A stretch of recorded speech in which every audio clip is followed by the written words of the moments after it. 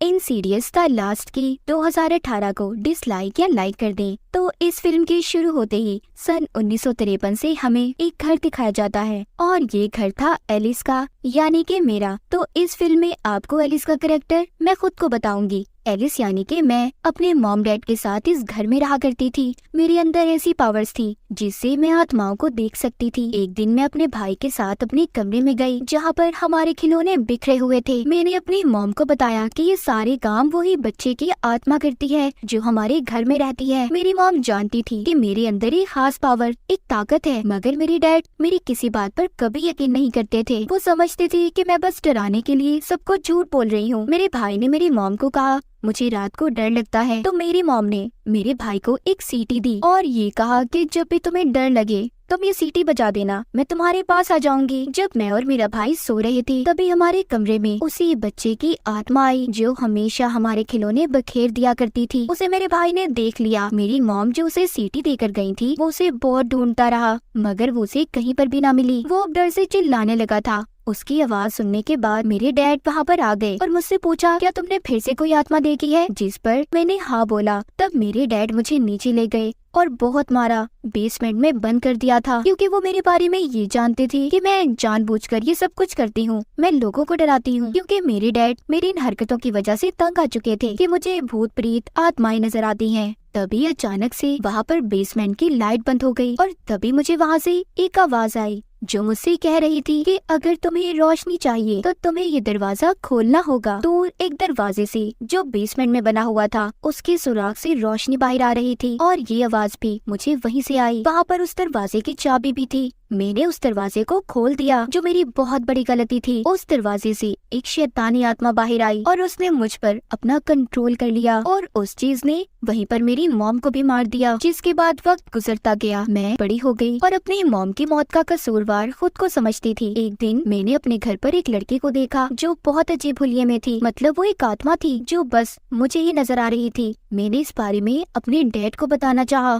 मगर हमेशा की तरह उन्होंने मुझ पर यकीन ही नहीं किया और मुझ पर हाथ उठाने लगे। तो मैंने भी अपने डैड का मुकाबला किया और फिर मैंने अपने घर से जाने का फैसला कर लिया था। मैंने हमेशा के लिए अपने डैड और भाई को छोड़कर अपने घर से भाग गई। इसके बाद कहानी आती है 2010 में। फिर थोड़ा सा बड़े होने के बाद मैं अपने दो साथियों के साथ रहने लगी और मैं उन लोगों की मदद किया करती थी जो भूत आत्माओं से तंग थे, जिनके घर पर बुरी आत्माओं का राज होता था। आज मुझे मैक्सिको से एक आदमी की कॉल आई जिसने मुझे बताया मेरे घर में सब कुछ अजीब हो रहा है। जब मैं अपने दो साथियों को लेकर उस घर में गई तो मैं उस घर को देखकर हैरान हो गई। ये वही घर था जहाँ पर मैं बचपन में अपने मॉम डैड और छोटे भाई के साथ रहा करती थी। फिर मैंने उस घर की छानबीन शुरू की। मुझे वहाँ पर बहुत सी चीजें ऐसी मिली जो मेरे बचपन से जुड़ी हुई थी क्योंकि कई सालों से उस जगह पर कोई नहीं गया था। वहीं पर मुझे वो सीटी भी मिली जो बचपन में मेरी मॉम ने मेरे भाई को दी थी ताकि जब भी उसे डर लगे तो वो सीटी बजाकर मेरी मॉम को बुला ले। पर आखिरी बार जब हमने उस आत्मा को देखा था तो हमें ये सीटी कहीं नहीं मिली। अब मैंने उस सीटी की तस्वीर को ले लिया था। तभी वहाँ पर किसी आत्मा ने मुझ पर हमला किया और सीटी को मुझसे छीन लिया। फिर अगली सुबह छानबीन करने मैं एक कैफे में गई जहाँ पर मुझे दो लड़कियाँ भी मिली। मैं उनसे कुछ बात कर पाती तभी वहाँ पर एक आदमी आ गया जो कोई और नहीं बल्कि मेरा भाई था। मेरा भाई मुझसे बहुत नाराज था क्योंकि मैंने उसे अपने डैड के पास अकेला छोड़ दिया था जो उसके साथ भी ठीक तरीके से नहीं रहते थे। मेरे भाई ने मुझ पर बहुत गुस्सा किया और फिर वहाँ से चला गया। मुझे जो लड़कियां मिली थी वो मेरे भाई की बेटियां थी। मैंने अब उस सीटी की तस्वीर को अपने भाई की बेटी को दे दिया और कहा इसे अपने डैड को दे देना। उसी रात मैं अपने घर वापस आई जहाँ पर मैं छानबीन करने आई थी और जो मेरे बचपन का घर भी था वहाँ पर मुझे फिर से सीटी की आवाज आई। वो आवाज दीवार के पीछे से आ रही थी मगर जब मैंने पास जाकर देखा तो वो कोई दीवार नहीं बल्कि एक दरवाजा था। मैंने अपने डैड की रखी हुई चाबियों से जब उस दरवाजे को खोला तो वो सीटी मुझे जमीन पर गिरी हुई मिली। साथ ही मैंने वहाँ पर एक लड़की को देखा जो एक इंसान थी। दरअसल जो आत्मा मुझे इस घर तक लेकर आई थी वो अच्छी आत्मा थी जो इस लड़की की मदद करना चाहती थी। तभी यहाँ पर वही आदमी आ जाता है जिसने मुझे यहाँ पर बुलाया था, जो अब इस घर का असल मालिक था, पर उसके हाथ में गन थी। उसी ने इस लड़की को यहाँ पर कैद किया हुआ था। दरअसल बचपन में जो मैंने दरवाजा खोला था उसी में से जो शैतानी आत्मा बाहर निकली थी जिसने मेरी मॉम पर भी हमला करके उन्हें मार दिया। अब उस आत्मा ने इस मालिक मकान पर भी अपना कंट्रोल कर लिया था और उसी ने इस लड़की को कैद भी किया हुआ था। अब खैर वो मालिक मकान हमें कुछ कहता तभी मेरे एक साथी ने आकर आकर उस पर हमला कर दिया, जिस वजह से उसकी मौत हो गई। अब जब मैं पुलिस स्टेशन गई तो मुझे पूछताछ से पता चला कि वो लड़की जो मुझे बेसमेंट में मिली थी उसको पुलिस 4 महीने से ढूंढ रही थी। उधर घर में भाई भी अपनी 2 बेटियों के साथ आता है, जिस घर में वो बचपन में रहा करता था, और ये वही घर था जहाँ पर हर वक्त खौफनाक चीजें हुआ करती थी। वहाँ पर मेरा भाई दरअसल वही सीटी लेने आया था जो हमारी मॉम की आखिरी निशानी थी, मगर गलती से मेरे भाई की बड़ी बेटी बेसमेंट में चली गई और उस पर भी उस बुरी आत्मा ने हमला कर दिया। उसने मेरे भाई की बेटी को आत्माओं की दुनिया में कैद कर दिया,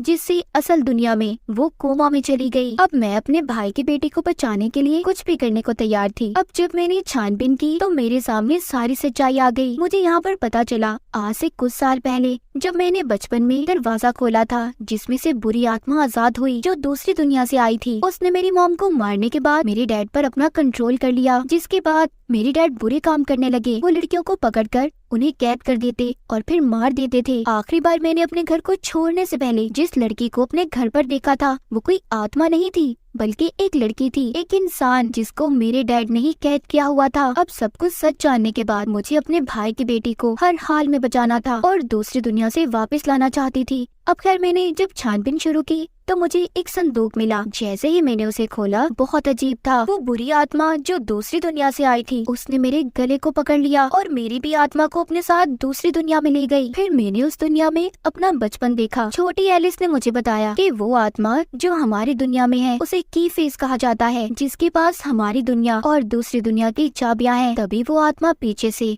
मेरे पास आई और उसने मेरा गला पकड़ लिया, जिसके बाद असल दुनिया में मैं भी कोमा में चली गई। वहीं पर मेरे भाई की दूसरी बेटी जो कि अपने बारे में अपने डैड को ये कहती है कि उसके अंदर भी मेरी जैसी ताकतें थी, वो आत्माओं को देख सकती थी, वो सीधा आत्माओं की दुनिया में जा सकती थी। इसीलिए अब वो मुझे बचाने और अपनी बहन को बचाने दूसरी दुनिया में आ गई थी। उसे वहीं पर उस लड़की की आत्मा मिलती है जिसको आखिरी बार मैंने अपने घर पर देखा था। वो उसे रोशनी देती है और ये कहती है कि तुम्हें उस दीवार के पार जाना है।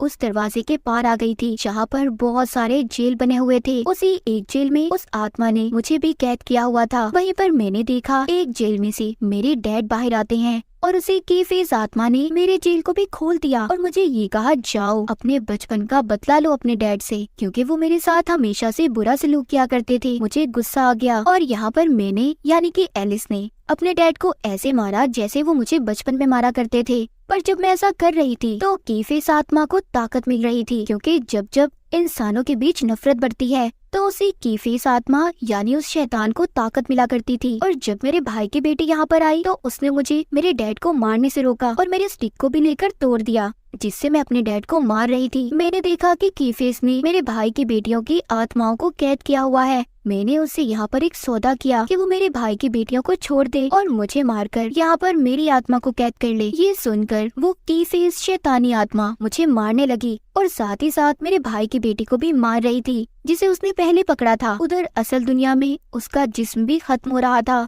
तभी उस दुनिया में जहाँ पर मैं कैद थी मेरे डैड ने उस कीफेस पर हमला किया तो उसने उनकी आत्मा को भी खत्म कर दिया और फिर जिसके बाद उसने मेरे गले में अपनी उंगलियां डाल दी। पर तभी मेरे भाई की छोटी बेटी ने मुझ तक वो सीटी फेंकी जो मुझे बचपन में मेरी मॉम ने दी थी। जब मैंने उस सीटी को बजाया तो वहाँ पर मेरी मॉम आ गयी। उन्होंने उस कीफेस शैतानी आत्मा को खत्म कर दिया। अब मैं अपने भाई की बेटी की आत्मा को उसके जिस्म तक पहुंचाना चाहती थी, मगर हमें वहां से निकलने का कोई रास्ता नहीं मिल रहा था। तभी मुझे एक दरवाजा मिला जिसकी चाबियां भी मेरे पास थी। जब मैंने उसे खोला उसके अंदर जाकर मुझे अपने भाई की बड़ी बेटी का जिस्म नजर आया, जिसके बाद मैंने उसकी आत्मा को उसके अंदर भेज दिया। उससे हुआ ये उसे असल दुनिया में भी होश आ गया। फिर मेरी मॉम ने मुझसे कहा कभी भी अपने आप को मेरी मौत का कसूरवार मत समझना, और ये कहकर वो आत्माओं की दुनिया में चली गयी। जिसके बाद मुझे और मेरे भाई की छोटी बेटी को भी असल दुनिया में होश आ गया, पर हम बहुत जख्मी थे। जिसके बाद हमें हॉस्पिटल ले जाया गया। वहाँ पर मेरा भाई भी था।